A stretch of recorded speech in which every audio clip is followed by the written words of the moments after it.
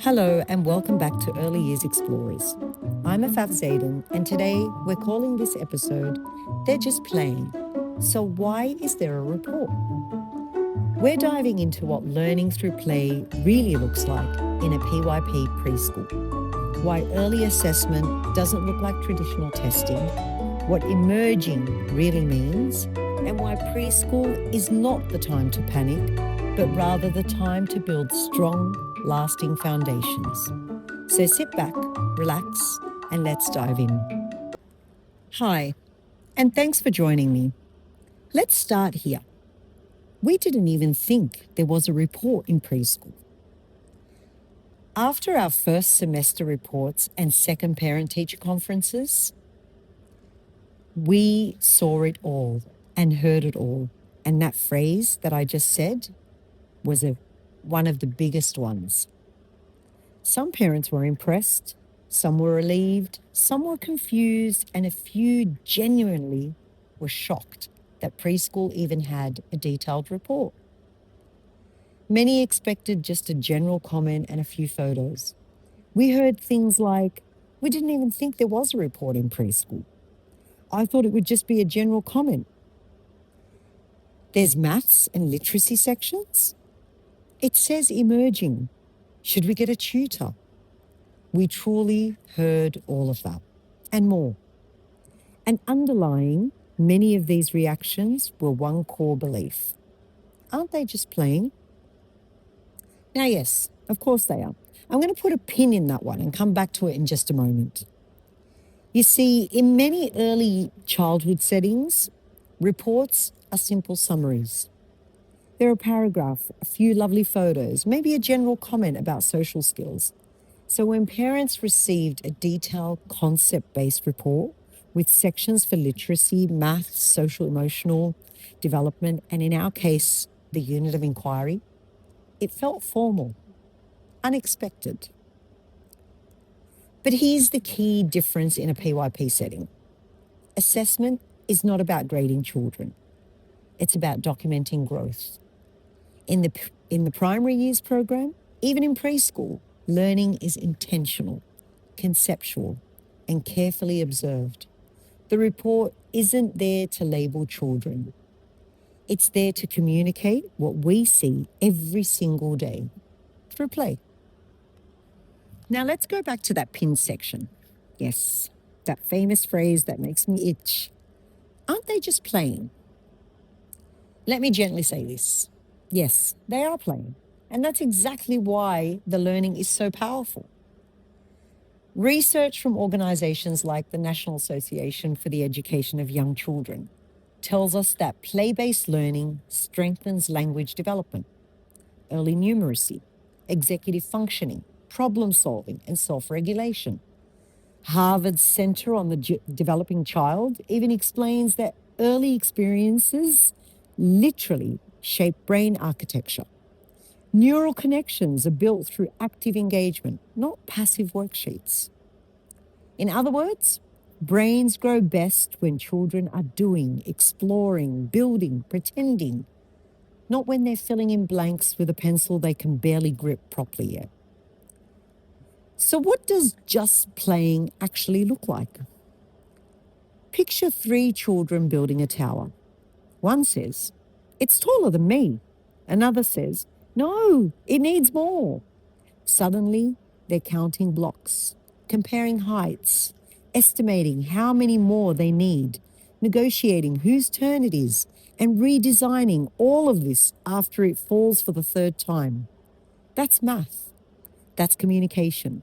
That's collaboration. And honestly, that's also early engineering. Now walk over to the dramatic play area. They're writing menus for their restaurant, assigning roles. And if you've ever seen 4 preschoolers decide who gets to be the mum, you know that requires advanced negotiation skills. And solving real conflicts like, you can't be the baby and the doctor at the same time. That's literacy. That's social emotional development. That's executive function in action. And during our unit of inquiry, when children are asking, "Why does this sink?" Or what will happen if we add more water? They're making predictions, testing ideas, adjusting their thinking, and reflecting on discoveries. That's scientific reasoning. So yes, they are playing, but play is not the opposite of learning. Play is how young children learn best. And often, it's far more complex than it looks like from the outside. Let's talk about the word that caused the most concern: emerging. That one word that made some parents' hearts drop just a little. Some saw it and immediately translated it into they're behind. They're not where they should be. Should we call a tutor? Take a deep breath. First of all, if preschool reports came with dramatic music, this is the moment it would play. But let's bring the volume down a little. In early childhood education, especially within an IB-PYP framework, emerging simply means the skill that is developing. The foundation is being built. The child is beginning to demonstrate understanding. That's it. It does not mean failing. It does not mean behind. It does not mean sound the alarm and clear your Saturday mornings for tutoring. And here's something really important. In preschool, most skills are emerging because this stage of life is about building foundations, not mastering everything by age 4. Development at this age is beautifully uneven and, yes, sometimes wildly unpredictable.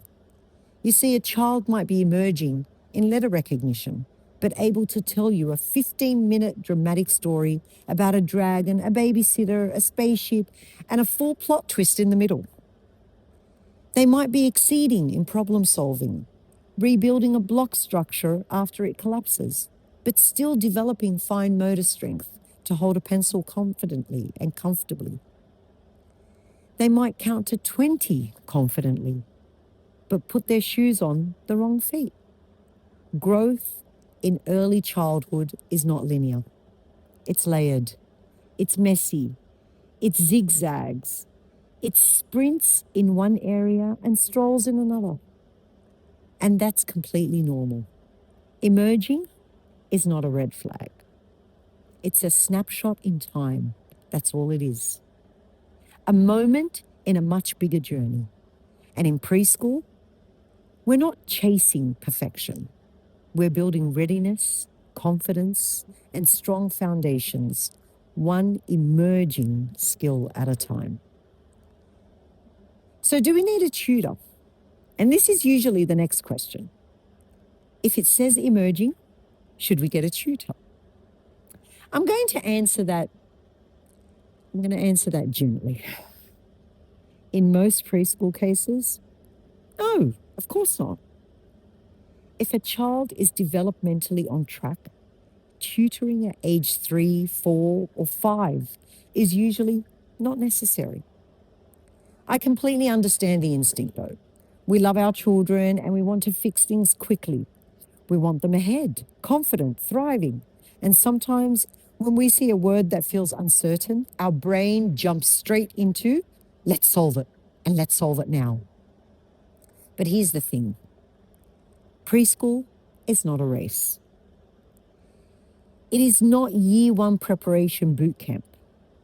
It's not a competition to see who reads first. At this age, what children truly need is rich conversations, storytelling, open-ended play, opportunities to build fine motor strength, time to explore, space to regulate big emotions, not extra worksheets at the dining table after school. Because here's what can happen when we push them too early. The learning shifts from curiosity to pressure, and you definitely don't want that. From exploration to performance, and that's damaging. From I wonder to am I right, that reduces confidence. And once that shift happens, it's so hard to undo. Research consistently shows that early executive functioning skills, things like self-regulation, working memory, flexible thinking, are stronger predictors of long-term academic success than early drilling of literacy or math facts. So when your child is waiting their turn, rebuilding after failure, negotiating with a friend, persisting through frustration, they are building the skills that will support every academic subject later on. Now, of course, if there are genuine developmental concerns, that's a different conversation altogether. And we always partner closely with families when needed. But emerging in a preschool report is not an emergency. It's development doing exactly what development is supposed to do. Slow, layered, uneven, beautiful. Now, in this next part, we're going to talk about why PYP doesn't encourage traditional assessments. You see, the PYP philosophy in early years doesn't support formal testing, high-pressure academics, or ranking children against each other. Instead, assessment is ongoing, observational, play-based, reflective. We gather evidence through things like conversations, inquiry projects, work samples, learning stories, daily interactions. In other words, we're assessing how children think, not just what they can repeat. Because let's be honest here, memorization is not understanding. Pushing formal academics too early can actually backfire. It can increase anxiety, reduce confidence, lower intrinsic motivation. It creates surface learning instead of deep learning. So in preschool, our goal is not acceleration, it's foundation. When you zoom out and really look at the philosophy behind everything we do, it becomes very clear that we intentionally do not overwhelm children. We intentionally don't push them faster than their development allows, but we intentionally help them in building conceptual understanding through inquiry. What we want are children who ask questions, think critically, communicate confidently, collaborate respectfully, and see themselves as capable learners. Those qualities can't be rushed. They can't be forced. They must be nurtured carefully, thoughtfully, and with plenty of space to grow. Now, here's a little classroom humor. If you want to see advanced negotiation skills, just come into my class at any time and watch 4 preschoolers argue over who gets to be the mum in the dramatic play area. If you want to see engineering, come and watch 3 children redesign a block tower after it's collapsed several times. If you want to see persuasive writing, listen to a few children in my class explain why they absolutely need the red marker right now. And the next time your child goes home and says, "I just played today," you can smile confidently, knowing full well that today they practiced math, literacy, inquiry, communication, emotional regulation, and problem solving, all before midday. So to wrap this up and reframe the preschool report, our reports are detailed because we want transparency. We want you to see that play has purpose. We want to communicate growth, not create pressure. Instead of asking, why is this only emerging?